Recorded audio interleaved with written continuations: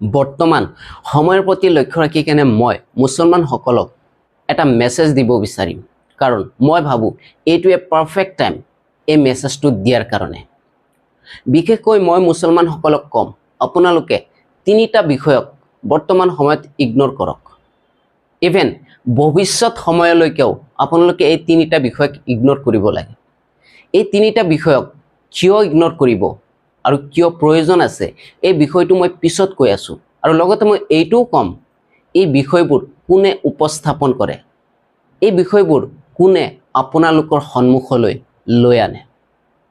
So number 1 বিষয়টো হৈছে, যদি কোনোবাই আপোনালোকক বাংলাদেশী মিয়া এই শব্দটো কয় তেতিয়াহ'লে কেতিয়াও ৰেছপন্স নকৰিব, কাৰণ আপুনি বাংলাদেশী হয় নে আপুনি থলুৱা হয় নে আপুনি অসমৰ ভাৰতৰ এজন সচেতন নাগৰিক হয় নে আপুনি ভাৰতৰ এজন নাগৰিক হয় এইটো আপুনি ভালকৈ জানে।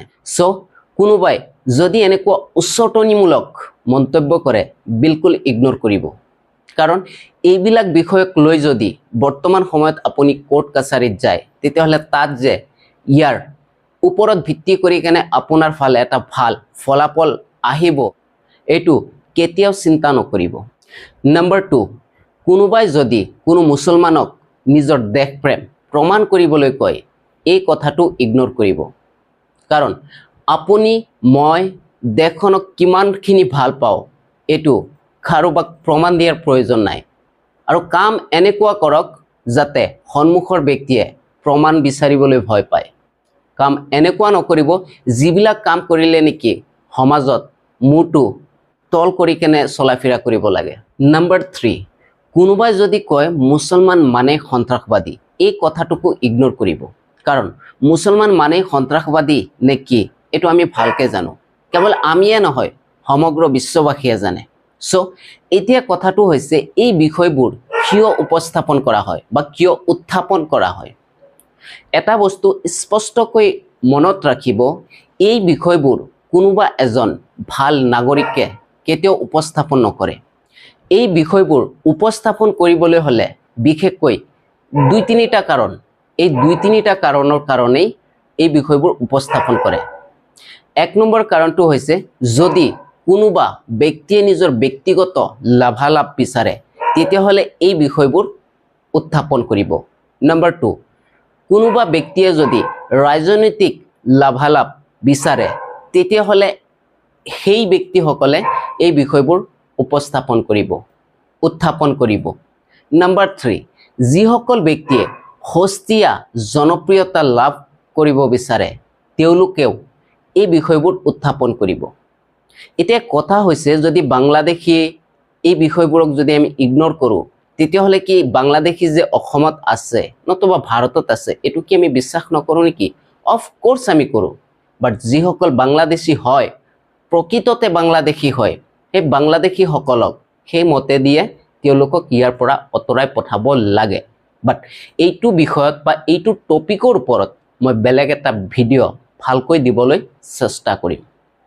এতিয়া কথা হৈছে, যদি আপোনালোকে এই বিষয়বোৰক ইগনোৰ কৰে তেতিয়াহ'লে আপোনালোকৰ কি লাভ হ'ব? নম্বৰ 1, আপোনালোকে আৰ্থিক আৰু সামাজিকভাৱে উন্নতি কৰিবলৈ সক্ষম হ'ব। সৰ্বপ্ৰথম যিটো ঘটনা হ'ব সেইটো আপোনালোকে যিটো মানসিকভাৱে এটা শান্তি, এই শান্তিটো পাব। আৰু যিসকল ব্যক্তিয়ে আপোনালোকক এই বিষয়বোৰ সুধিব বা এই বিষয়বোৰক লৈ আৰ্গুমেণ্ট কৰিব তেওঁলোকে ভালকৈ জানে আপুনি কি, আৰু আপুনি হাজাৰ চেষ্টা কৰি কেনেও এই বিষয়বোৰৰ প্ৰমাণ কৰিব নোৱাৰে। সো যিবোৰ বিষয়ৰ কোনো প্ৰমাণ আপুনি কৰিবই নোৱাৰে সেইবোৰ বিষয়ত ফচি থাকি কেনে কি লাভ আছে? এতিয়া কথা হৈছে, যদি এই বিষয়বোৰক ইগনোৰ কৰা হয় তেতিয়াহ'লে কি হ'ব মই আপোনালোকক কৈছোঁ।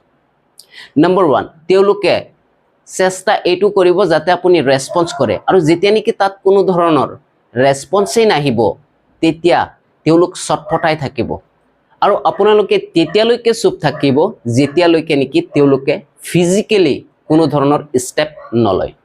আৰু যেতিয়াই তেওঁলোকে ফিজিকেলি ষ্টেপ ল'ব নিশ্চয় সেইটো এটা ষড়যন্ত্ৰৰ মাজেৰে যাব, আৰু যদি তেনেকুৱা ষড়যন্ত্ৰমূলক কাম হয় তেতিয়াহ'লে ফিজিকেলি যদি ষ্টেপ লয় বা এটেক কৰে বা কিবা কিবি কৰে কিবা এটা ধ্বংস কৰাৰ চেষ্টা কৰে, তাত আপোনাৰ হাতত প্ৰমাণ আহি যাব।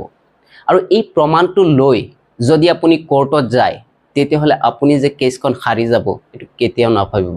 কাৰণ কোৰ্টে যিটো বিচাৰে সৰ্বপ্ৰথম সেইটো হৈছে প্ৰুফ, আৰু যিটো প্ৰুফ নেকি আপোনাৰ হাতত থাকিব।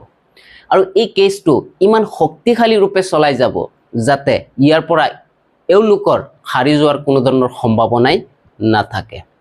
সো এনেকৈ যদি এটা দুটা কেছ আপোনালোকে জিকি যাব পাৰে, তেতিয়াহ'লে বাকী যিসকল ব্যক্তিয়ে এনেকৈ ফুসফুসাই থাকে কিংবা ফৰফৰাই থাকে, সেইসকল ব্যক্তিৰ মুখ বন্ধ হৈ যাব।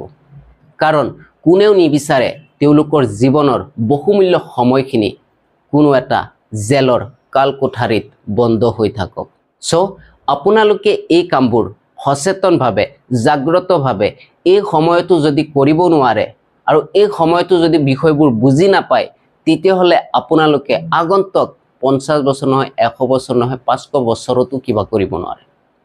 বৰ্তমান যিটো সময়, এই সময়টোক আপোনালোকে দুখৰ সময় বুলি নাভাবি এইটো এটা সুখৰ সময় বুলি ভাবি লওক। কাৰণ আল্লাহ তাআলাই তেতিয়াই মানুহক বেয়া পৰিস্থিতিৰ সন্মুখীন কৰায় যেতিয়া নেকি আল্লাহ তাআলাই সেই ব্যক্তিসকলক কিছু শিকাবলৈ বিচাৰে।